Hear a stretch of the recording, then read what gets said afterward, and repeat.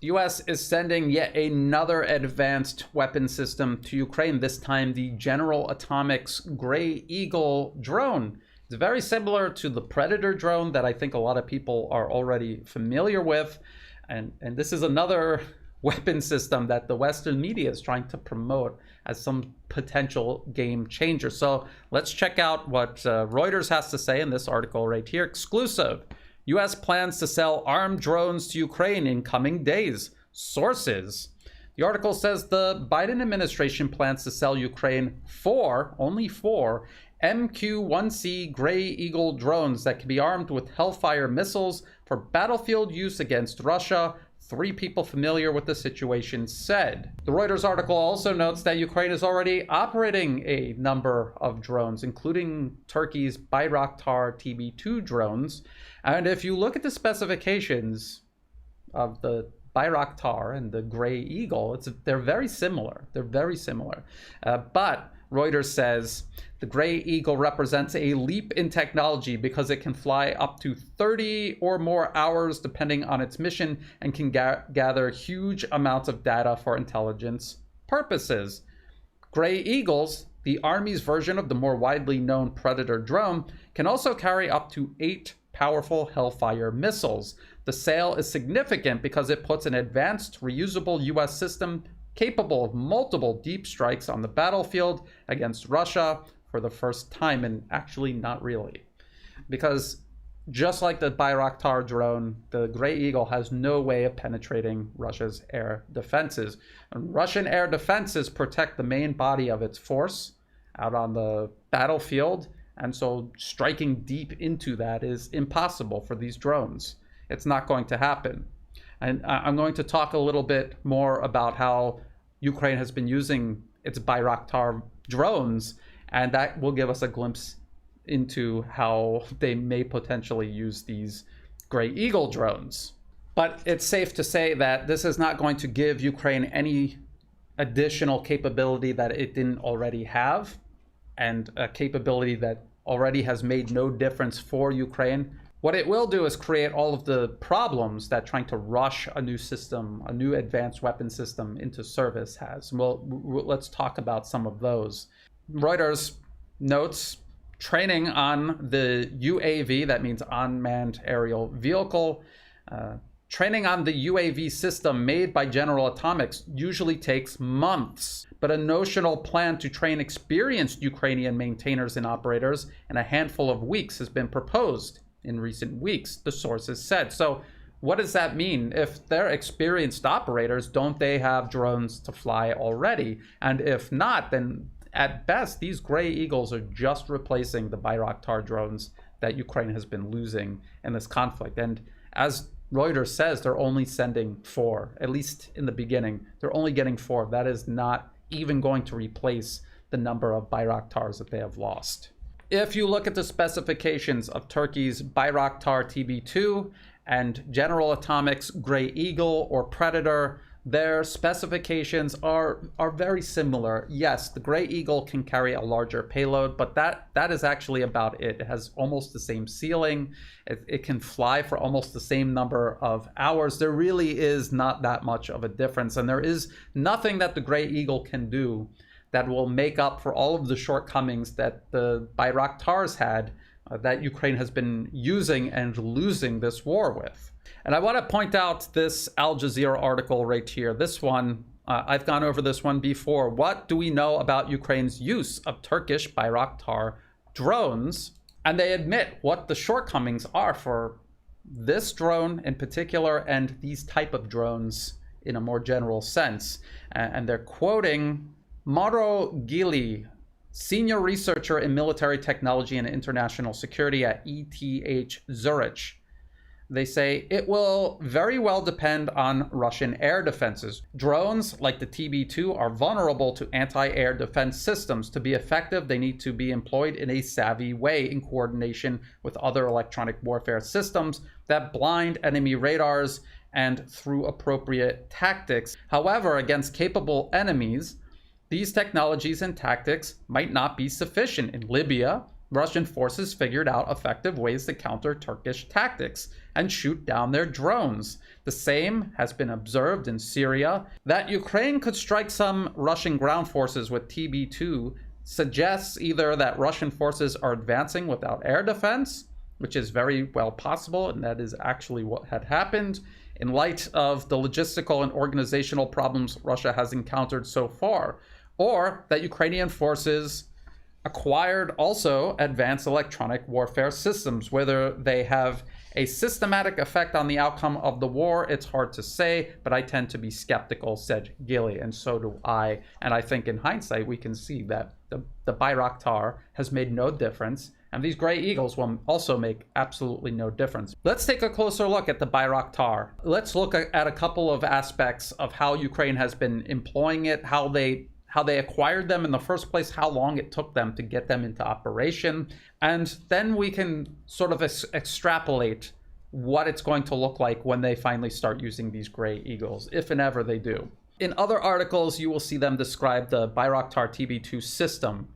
When you buy a system from Turkey, it consists of 6 actual drones, 2 ground control stations. They look like trailer trucks with computers inside them for controlling these drones, 3 ground data terminals, 2 remote video terminals, and ground support equipment. And that ground support equipment is the same type of equipment you would need to service any sort of aircraft. That would be specifically for servicing the aircraft. And when you're setting this up, you need to train not just the operators, but everyone involved in maintaining the ground control equipment and the ground support equipment and maintaining the drones themselves. Now, we heard Reuters in that article talk about how long it takes to get these Gray Eagles going. It takes months of training, they said.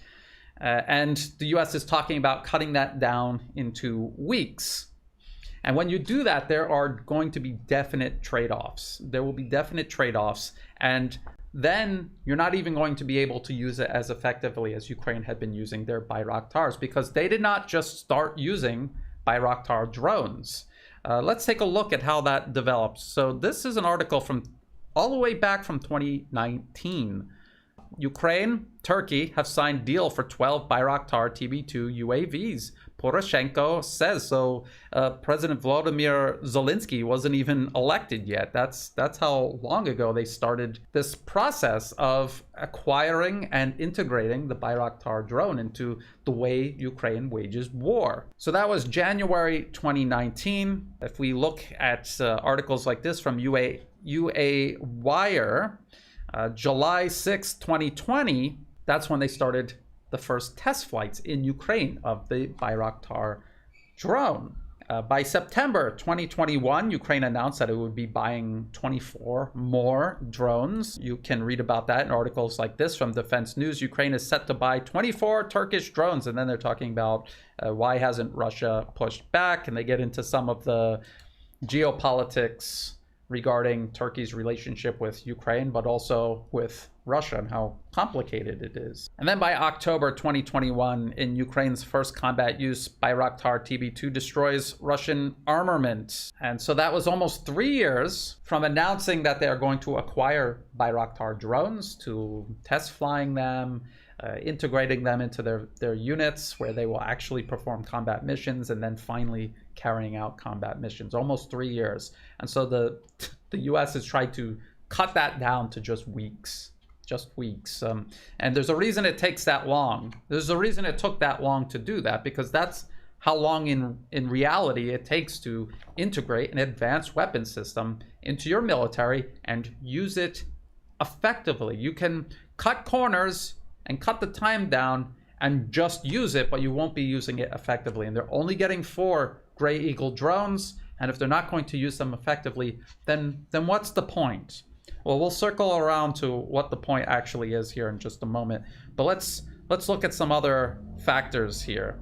So the Gray Eagle, just like the Bayraktar drone, their main limitation is their inability to breach Russian air defenses. Russia has layered air defenses that these drones simply cannot penetrate. What they can do is they can go along the periphery of Russian air defenses and hit anyone who is out from under those defenses, out from under the protection of Russian air defense systems. And that's what they've been doing. Every time you see a video of Ukraine blowing up Russian equipment in Ukraine, it is because it is equipment that was speeding ahead of the air defense systems or operating for some reason out from under the protection of the main force. And think about this also, in the opening phases from the end of February all throughout March, there was this long Russian convoy stretching from outside of Kiev all the way to the border with Belarus.